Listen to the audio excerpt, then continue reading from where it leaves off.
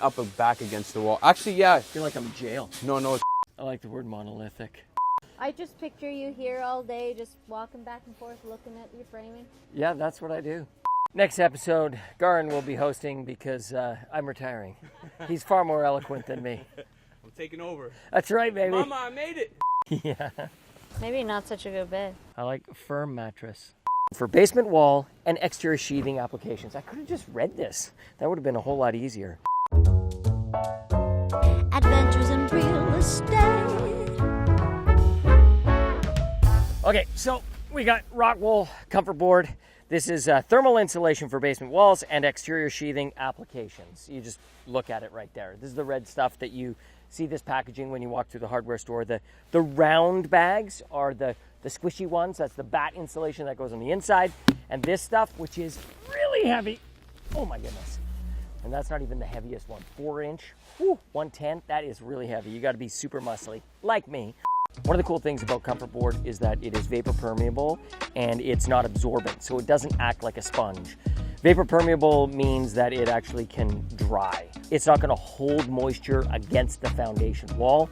If it does get wet, it's actually gonna dry out over time. This insulation is gonna wrap all the way around our concrete foundation. Comfortboard is also gonna go on the exterior of our framing. They're gonna meet up so we have continuity from all the way down at the bottom to the top of the house, which makes it super energy efficient and no thermal bridging, which is one of the cornerstones of passive house construction. All right, so this is Garen with New World Waterproofing. These guys specialize, really, I mean, this is your niche, making sure that basement foundation walls are waterproofed and super bomber. Obviously, the scope of work here includes insulation and dimple board. Do you normally do all of those things? Typically, no. Typically, we would just do a damp proofing spray on the foundation, and then we would put the drain mat on as well. Now, with the new codes over the last few years coming into place, we've started doing the exterior insulation that's more common, right, whether it's XPS or Rockwall. Also, what's very common nowadays are the ICF foundations, which right, I'm sure you're aware of, where the insulated forms. But typically, 80% of the time, spray on the concrete and dimple board. We're adding the insulation so that we can eliminate some of the thermal bridging from down below the ground. Also, we get this continuous insulation that runs from the footing all the way up the side of the building, which is important in high performance if you're trying to get to passive house standard. So we start with our membrane on the concrete wall, and then we're putting 3 inches of Rockwool Comfortboard, and then we put dimple board on the outside. Correct. And that all gets kind of sandwiched together. Yes. That whole assembly keeps us insulated and keeps us watertight, essentially. Yeah. Once you backfill this, people won't think about it again. But if you don't get this right, you have endless problems inside. Endless problems, yeah. Once you have landscaping and once you're pouring sidewalk and everything, you want to make sure this is done right because there's no second chances, for a lack of better words. Garen from New World Waterproofing is going to explain to Rebecca and Penny how to waterproof an exterior concrete wall that's going to be below grade. And if Rebecca can understand it, Everyone can understand it. Did that sound good? All right, so basically what we did was we showed up to site, made sure the footings were all brushed nicely so that the tar would adhere or stick to the concrete, to the footing. Well, you got to dumb it down. Only one syllable words. At the top of the wall, you can see where we masticed each tie hole, which is where the metal is. So you want to make sure that's all sealed so it doesn't rust out and water, gets into your foundation. Mastic is basically a thick tar that's used for any penetrations in the concrete. So this tar is applied by spray.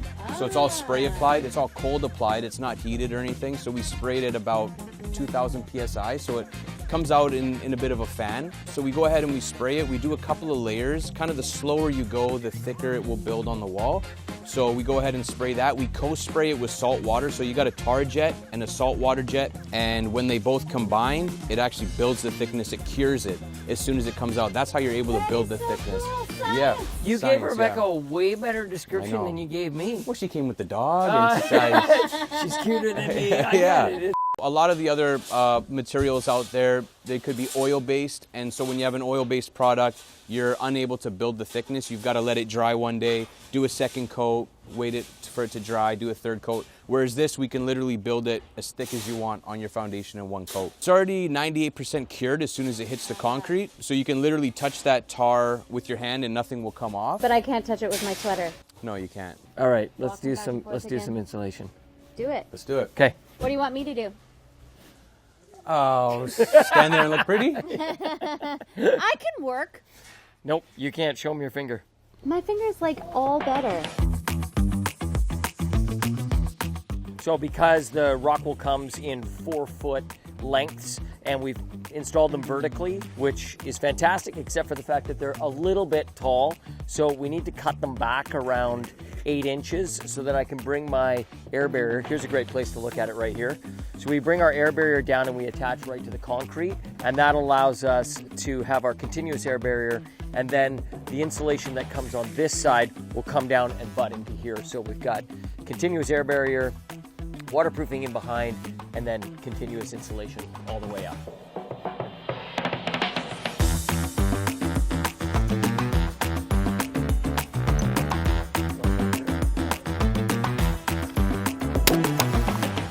Oh my God, that's so easy.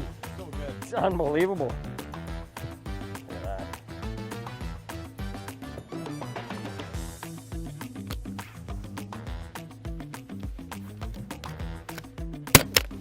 Makes the dream work, baby. Look at that. Woo!